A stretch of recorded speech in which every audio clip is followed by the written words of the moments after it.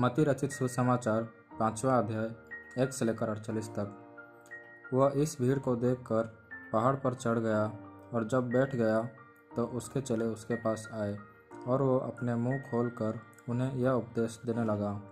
धन्य हैं वे जो मन के दीन हैं, क्योंकि स्वर्ग का राज्य उन्हीं का है। धन्य हैं वे जो शोक करते हैं, क्योंकि वे शांति पाएंगे। धन्य हैं वे जो नम्र हैं, क्योंकि वे पृथ्वी के अधिकारी होंगे।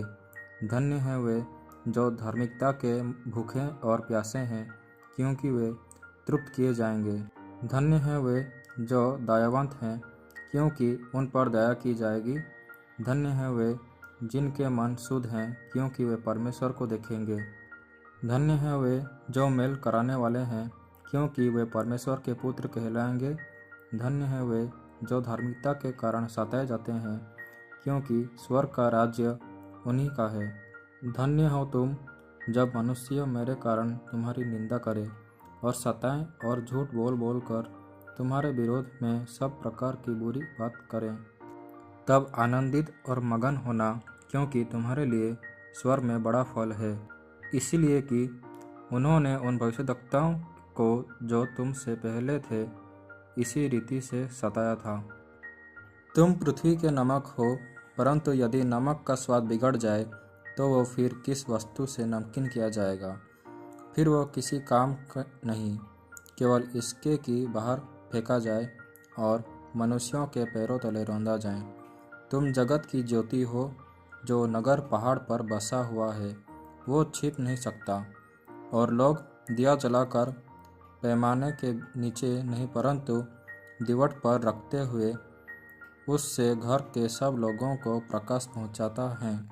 उसी प्रकार तुम्हारा उजियाला मनुष्यों के सामने चमके कि वे तुम्हारे भले कामों को देखकर तुम्हारे पिता की जो स्वर्ग में है बड़ाई करे। यह ना समझो कि मैं व्यवस्था या भविष्यद्वक्ताओं की पुस्तकों को लोप करने आया हूँ। लोप करने नहीं, परंतु पूरा करने आया हूँ। क्योंकि मैं तुमसे सच कहता हूँ कि जब तक आकाश और पृथ्वी टल ना जाए तब तक व्यवस्था से एक मात्रा या एक बिंदु भी बिना पूरा हुए नहीं टलेगा।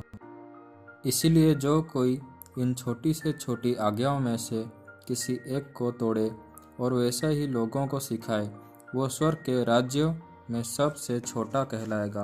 परंतु जो कोई उन आज्ञाओं का पालन करेगा और उन्हें सिखाएगा, वही स्वर्ग के राज्य में महान कहलाएगा।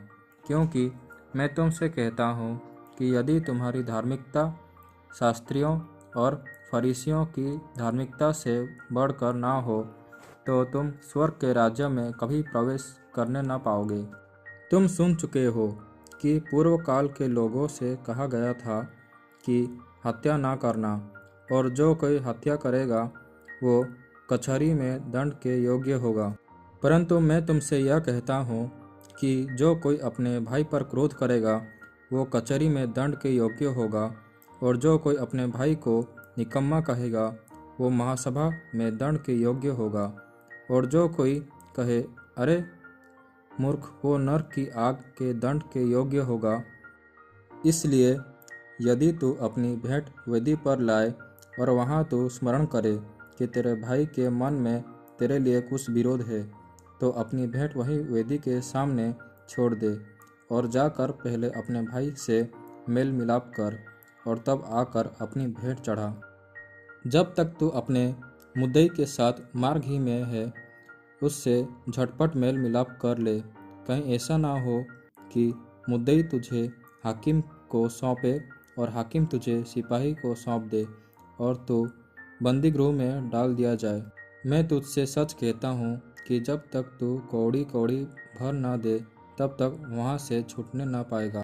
तुम सुन चुके हो कि कहा गया था व्यभिचार ना करना, परंतु मैं तुमसे यह कहता हूँ कि जो कोई किसी स्त्री पर कुदृष्टि डाले वो अपने मन में उससे व्यभिचार कर चुका। यदि तेरी दाहिनी आँख तुझे ठोकर खिलाए तो उसे निकाल कर फेंक दे, क्योंकि तेरे लिए यही भला है कि तेरे अंगों में से एक नष्ट हो जाए और तेरा सारा शरीर नरक में ना डाला जाए। यदि तेरा दाहिना हाथ तुझे ठोकर खिलाए तो उसको काट कर फेंक दे, क्योंकि तेरे लिए यही भला है कि तेरे अंगों में से एक नष्ट हो जाए और तेरा सारा शरीर नरक में ना डाला जाए।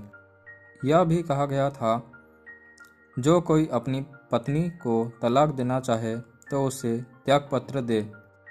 परंतु मैं तुमसे यह कहता हूँ कि जो कोई अपनी पत्नी को व्यभिचार के सिवा किसी और कारण से तलाक दे तो वो उसे व्यभिचार करवाता है, और जो कोई उस त्यागी हुई से विवाह करे वो व्यभिचार करता है। फिर तुम सुन चुके हो कि पूर्व काल के लोगों से कहा गया था, झूठी शपथ ना खाना, परंतु प्रभु के लिए अपनी शपथ को पूरी करना। परंतु मैं तुमसे यह कहता हूँ कि कभी शपथ ना खाना, ना तो स्वर्ग की, क्योंकि वो परमेश्वर का सिंहासन है, न धरती की, क्योंकि वो उसके पाँव की चौकी है, न यरूशलेम की, क्योंकि वो महाराजा का नगर है। अपने सिर की भी शपथ ना खाना, क्योंकि तू एक बाल को भी ना उजला ना काला कर सकता है। परंतु तुम्हारी बात हाँ की हाँ या नहीं की नहीं हो, क्योंकि जो कुछ इससे अधिक होता है वो बुराई से होता है। तुम सुन चुके हो कि कहा गया था, आँख के बदले आँख और दांत के बदले दांत। परंतु मैं तुमसे यह कहता हूँ कि बुरे का सामना ना करना, परंतु जो कोई तेरे दाहिने गाल पर थप्पड़ मारे उसकी ओर दूसरा भी फेर दे। यदि कोई तुझ पर नालिश करके तेरा कुर्ता लेना चाहे तो उससे दोहर भी ले लेने दे। जो कोई तुझे कोस भर बेगार में ले जाए तो उसके साथ 2 कोस चला जा। जो कोई तुझसे मांगे उसे दे, और जो तुझसे उधार लेना चाहे उसे मुंह ना मोड़। तुम सुन चुके हो कि कहा गया था, अपने पड़ोसी से प्रेम रखना और अपने बैरी से बैर।